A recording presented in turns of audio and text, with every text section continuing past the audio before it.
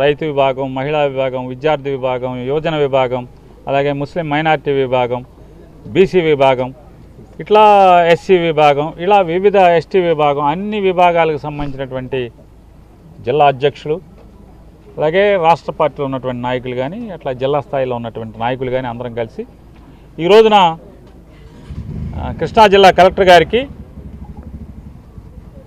అర్జీలు ఇవ్వటం జరిగింది.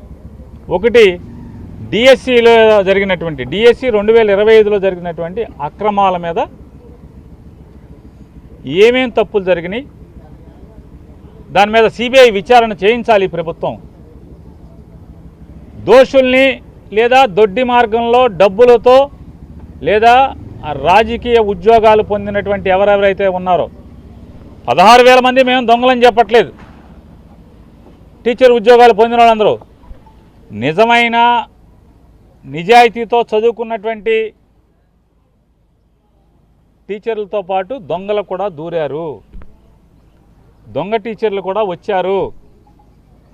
ఈ 16,000 మందిలో, ఈ 16,000 మంది గుంపులో లోకేష్ చేత తొయ్యబడి, లోకేష్ చేత టోకెన్లు తీసుకోబడి ఈ 16,000 మందిలో దొంగ టీచర్లు కూడా వచ్చారు. దొంగతనంగా వచ్చిన వాళ్ళు, సర్టిఫికెట్లు లేకుండా వచ్చిన వాళ్ళు, చదువు లేకుండా వచ్చిన వాళ్ళు, అర్హత లేకుండా వచ్చిన వాళ్ళు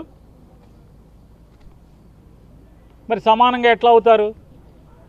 బాగా చదువుకుని కష్టపడి పేదరికాన్ని అధిగమించి ప్రతికూల పరిస్థితులను అధిగమించి డిగ్రీలు చదివి, బీఈడీలు చదివి లేదా టీచర్ ట్రైనింగ్ కోర్సులు చదివి మెరిట్లో చదివి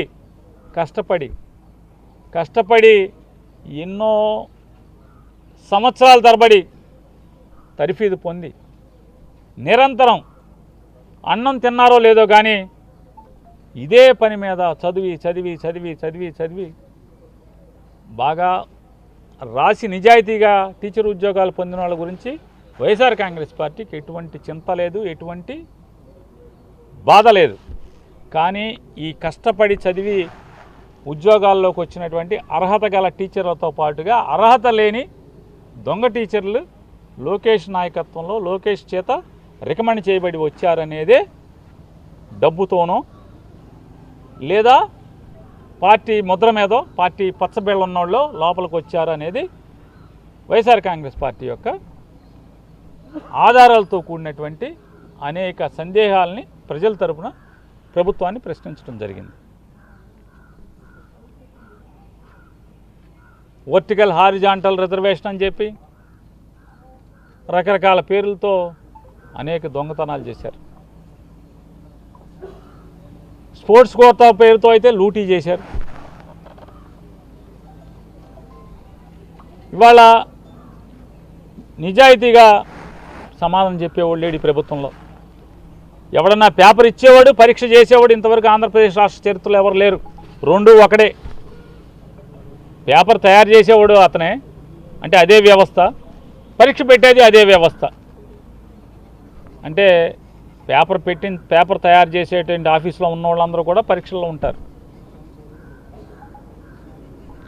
ఎంత దుర్మార్గం అంటే ఈ ప్రభుత్వం కాంట్రాక్ట్ బేసిస్లో పనిచేసేటువంటి అకౌంటబిలిటీ లేనటువంటి, బాధ్యత లేనటువంటి ఉద్యోగస్తుల చేత ఈ ప్రక్రియ అంతా నడిపించడం వల్ల వాళ్ళ అనేక అనుమానాలు, అనేక ఆధారాలు డిఎస్సి పేపర్ లీక్ అయిందంటాకి కృష్ణా జిల్లాలో ఒక అబ్బాయి నవీన్ అని చెప్పిన ఒక అబ్బాయి ఉన్నాడని చెప్తున్నారు. ఆ అబ్బాయి ఎస్సీఆర్టీలో పనిచేస్తున్నాడు కాంట్రాక్ట్ ఎంప్లాయీగా. పేపర్ తయారు చేసే దాంట్లో అతను ఆ అప్లోడ్ చేసడంలో కానీ లేదా డిజిటలైజేషన్లో కానీ కంప్యూటరైజేషన్ ప్రక్రియలో మొత్తం అతను ఉన్నాడు అని చెప్తున్నారు. అతనికి కృష్ణా జిల్లాలో టాపర్ కింద వచ్చాడు సోషల్ స్టడీస్లో. అలాగే లాంగ్వేజెస్లో జోన్ 2లో 6th ర్యాంకర్గా వచ్చాడు. జిల్లా కలెక్టర్ ఆఫీసులో, ఎందుకంటే డిఎస్సి అంటే డిస్ట్రిక్ట్ సెలక్షన్ కమిటీ. ఈ డిస్ట్రిక్ట్ సెలక్షన్ కమిటీలో సాంప్రదాయంగా ఎప్పుడు కూడా జిల్లా కలెక్టరేట్లోనే ఈ టీచర్ల మెరిట్ లిస్టు కడతారు. కానీ ఎందుకు కట్టలేదు ఈసారి 2025లో? కేవలం ఆన్లైన్లోనే ఎందుకు పెట్టారు? మరి ఆన్లైన్లో ఫస్ట్ మెరిట్ లిస్టులో నవీన్ అనే కుర్రోడికి ఏదైతే ఎస్సీఆర్టీలో పేపర్ తయారు చేసి మార్కులు అప్లోడ్ చేసిన దాంట్లో పనిచేశాడో ఆ కుర్రోడు జిల్లా టాపర్గా వచ్చారని చెప్పి ఆన్లైన్లో ఫస్ట్ లిస్టులో మెరిట్ లిస్టులో పెట్టి రెండో లిస్టులో తెల్లారేపటికి రెండో రోజుకో దాన్ని తీసేసి ఎందుకు కొత్త లిస్ట్ వచ్చింది? దాంట్లో రెండో ర్యాంకర్ ఉన్నాడు ఫస్ట్ ర్యాంకులోకి ఎందుకు వచ్చాడు? అంటే తప్పు జరిగిందనే కదా. అంటే తప్పులు కప్పెట్టి మీరు ఎలా దాని మీద ఎంక్వైరీ ఏది? ఇప్పుడు నవీన్ అనేవాడు కోర్టుకు వేసాడు కదా, మరి కోర్టుకి సమాధానం చెప్పకుండా నవీన్ అనే అతను దొంగని ఇప్పుడు నిరూపించారా? నిరూపించకుండా వాయిదాల మీద వాయిదాలు వేసుకుంటూ వెళ్తున్నారు కదా. ఎందుకని? ఇలా అనేక తప్పుడు పనులు దుర్మార్గాలు చేశారు. డిఎస్సిలో మీకు ఉద్యోగం ఇప్పిస్తామని ప్రభుత్వ లోగోతో 3 సింహాల యాంబ్లంతో ఫోన్ మెయింటైన్ చేస్తున్నటువంటి ఒక ఫోన్ నెంబర్తో సహా ఉన్న ఒక వ్యక్తి ఒక టీచర్ పరీక్ష రాస్తున్నటువంటి ఒక అమ్మాయి కుటుంబ సభ్యుడికి ఆ అమ్మాయికి ఫోన్ చేసి నీకు 15 లక్షల రూపాయలు ఇస్తే ఉద్యోగం సరాసరి వస్తుంది అని చెప్పి మాట్లాడాడు. మరి దాని మీద కేసు తూతు మంత్రం కేసా, తోతాపూరి కేసా? కనీసం ఆ ఫోన్ నెంబర్ని బట్టి ముద్దాయిని పట్టుకుని కదా ట్రేస్ చేసి కదా మీరు కేసు కట్టాల్సింది. స్టేషన్ బెయిల్ ఇచ్చి పంపిస్తారా? అంటే ఎందుకని? మీ దొంగతనాలు బయటపడతాయి కాబట్టి 15 లక్షలకు టీచర్ ఉద్యోగం ఇప్పిస్తానని చెప్పని ఫోన్లో బేరం ఆడినటువంటి ఒక వ్యక్తి మరి గట్టిగా మీరు గట్టి కేసు కడితే అతను మీ పేర్లు చెప్తాడు ఎవడెవడున్నాడో దీంట్లో. కాబట్టి స్టేషన్ బెయిల్ ఇచ్చేసి పంపించేస్తారు. ఎఫ్ఐఆర్లో పేరు ఉండదు, ఛార్జ్షీట్లో పేరు ఉండదు, అనుమానితులని రాస్తారు పేరు పెట్టకుండా. ఇట్లాంటి అక్రమాలతో పాటుగా స్పోర్ట్స్ కోటా అనేది ఒక దొంగల దోపిడీ. చంద్రబాబు నాయుడు గారు ముఖ్యమంత్రి అయి ప్రమాణ స్వీకారం చేసి లోకేష్ అనే ఆయన విద్యాశాఖ మంత్రి అయ్యే వరకు ఆంధ్రప్రదేశ్ రాష్ట్రంలో అమలవుతున్నటువంటి ఉద్యోగ నియామకాల్లో జీవో నెంబర్ 74 ప్రకారం 2% నియామకాల్లో స్పోర్ట్స్ కోటా కింద ప్రభుత్వం అమలు చేస్తున్నటువంటి జీవో. కరెక్ట్గా డిఎస్సి ఇచ్చే రోజు 2025 డిఎస్సి ఇచ్చే ఏప్రిల్ 19వ తారీఖున పాత జీవో 74 రద్దు చేసి జీవో 4, జీవో 47 అని ఒకటేమో స్పోర్ట్స్ డిపార్ట్మెంట్ ఇస్తుంది ఒక జీవో నెంబర్ 4, మరొక జీవో జిఐడి ఇస్తుంది అదే రోజు జీవో నెంబర్ 47. ఈ 2 జీవోలు సారాంశం ఏంటయ్యా అంటే స్పోర్ట్స్ కోటా అనేదానికి ఏ పరీక్షలు అక్కర్లేదు, డిగ్రీ కూడా అక్కర్లా, కొన్నిటికి డిగ్రీ కూడా చదవక్కర్లా, టెట్ రాయక్కర్లా, డిఎస్సి రాయక్కర్లా, ఉద్యోగాలు ఇచ్చేస్తారు. ఇలా 400 చిల్లర ఉద్యోగాల్లో 380 ఉద్యోగాలని నియామకం చేసేశారు. 380 చిల్లర ఉద్యోగాలను నియామకం చేసేశారు. దాంట్లో స్పోర్ట్స్ కోటా కిందని చెప్పారు. ఈ సర్టిఫికెట్లు ఇచ్చేది ఎవరయ్యా అంటే మొత్తం కూడా క్రీడా సంస్థ అసోసియేషన్లు సంఘాలు ఇస్తాయి, క్రీడా సంఘాలు ఇస్తాయి. పార్టిసిపేషన్ ఈ పాల్గొన్న అన్నీ కూడా ఎవరైతే క్రీడలు నిర్వహించారో వాళ్ళు ఇస్తారు. దాంట్లో ఒక క్రీడకి లోకేష్ గారు తోడళ్ళు చైర్మన్ అధ్యక్షుడు, ఒకదానికి టీడీపీ ఎమ్మెల్యే ఒక ఆయన అధ్యక్షుడు, జూడోకి ఇంకో దేనికో సాఫ్ట్ బాల్కి దాంట్లో 38 దీంట్లో 39 టీచర్లు వచ్చేసారు. అట్టా ఎవడెవడు అందరూ దాదాపుగా తెలుగుదేశం నామినేట్ చేయబడినటువంటి తెలుగుదేశం పార్టీలో జెండాలు మోసిన వాళ్ళేమో క్రీడా సంఘాలకి అధ్యక్షులుగా ఉంటారు, వాళ్ళు సర్టిఫికెట్లు ఇస్తారంట.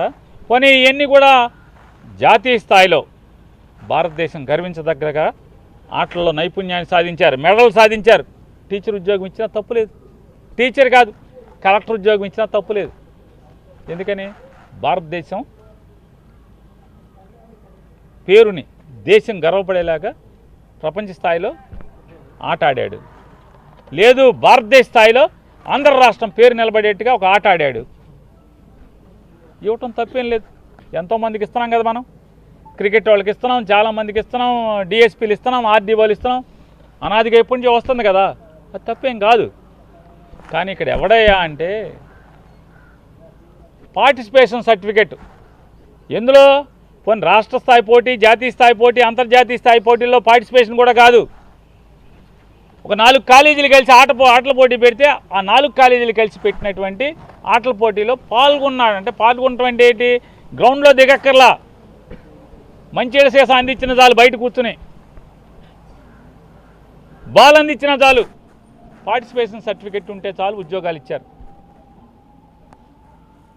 నేషనల్ అవార్డు కొట్టినటువంటి గోల్డ్ మెడలోడికి ఉద్యోగంలో టీచర్ ఉద్యోగం పాల్గొన్నాడు, ఏడుస్తున్నాడు ఆయన. మరి ఈ రకమైనటువంటి పాపాలు చేసి దుర్మార్గాలు చేసి పార్టిసిపేషన్ సర్టిఫికేట్తో inter college, inter university participation సర్టిఫికేట్లతో టీచర్లు ఉద్యోగాలు ఇచ్చి ఏం చేద్దామని టెట్ కానీ ఇవాళ చంద్రబాబు నాయుడు గారు చెప్తారు 60 ఏళ్ళు వచ్చినాయి టీచర్లకి, ఇంకా 2 ఏళ్ళలో రిటైర్ అవుతాడు, ఇప్పుడు టెట్ రాయండి మీరు అంటున్నారు. చూడండి, 10వ క్లాస్ పాఠాలు చెప్తున్నారు మీరు మర్చిపోయి ఉంటారు. మళ్ళీ మీలో బాగా నైపుణ్యం కనపడాలి మాకు, కాబట్టి మీరు టెట్ రాయండి అంటున్నారు. ఏంటి 30 ఏళ్ళు 25 ఏళ్ళు 35 ఏళ్ళు టీచర్ ఉద్యోగం చెప్పి పాఠాలు చేసిన టీచర్లు ఇంకో 2 ఏళ్ళలో రిటైర్ అవుతారు, వాళ్ళు టెట్ రాయాలంట. కానీ లోకేష్ నాయుడు గారు ఇచ్చినటువంటి డిఎస్సిలో మాత్రం 400 చిల్లర మందికి టెట్ రాయక్కర్లా, టెట్ రాయకుండా ఉద్యోగం, టీచర్ ఉద్యోగం.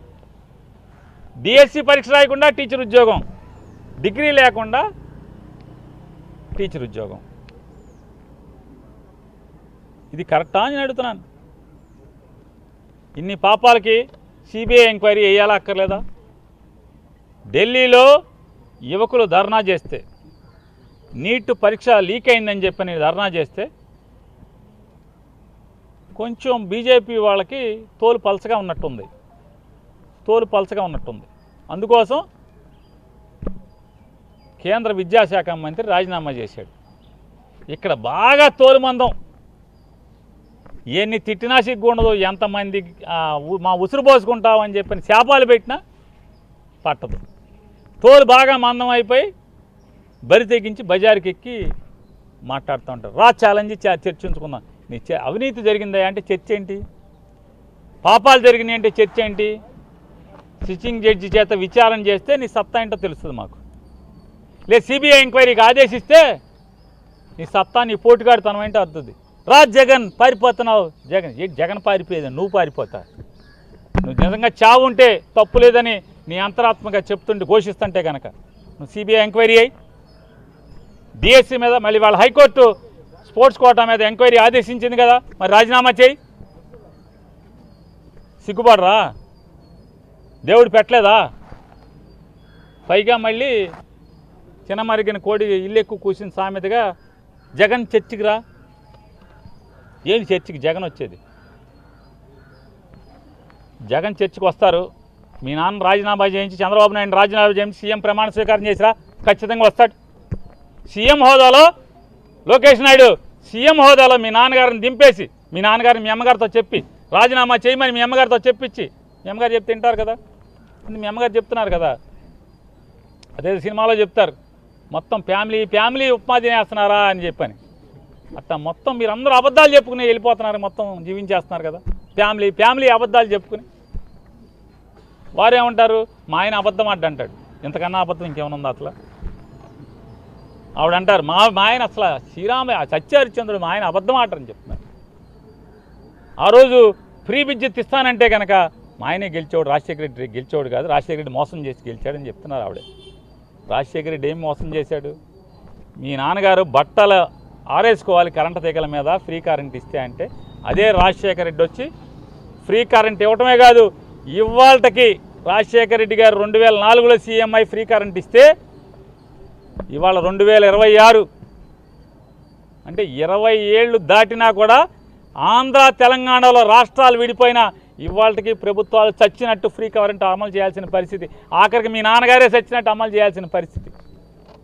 ఆ రోజు బట్టలు ఆరేసుకోవాలని ప్రగల్భాలు పలికి ఇవాళ ఆయనే చచ్చినట్టు ఫ్రీ కరెంట్ అమలు చేసే పరిస్థితి. మరి ఎవరు? మరి అబద్ధమే కదా. మీ అమ్మగారితో బజార్ ఎక్కించి అబద్ధాలు ఆడిస్తున్నారు కదా మీ నాన్నగారు మీరు కలిసి.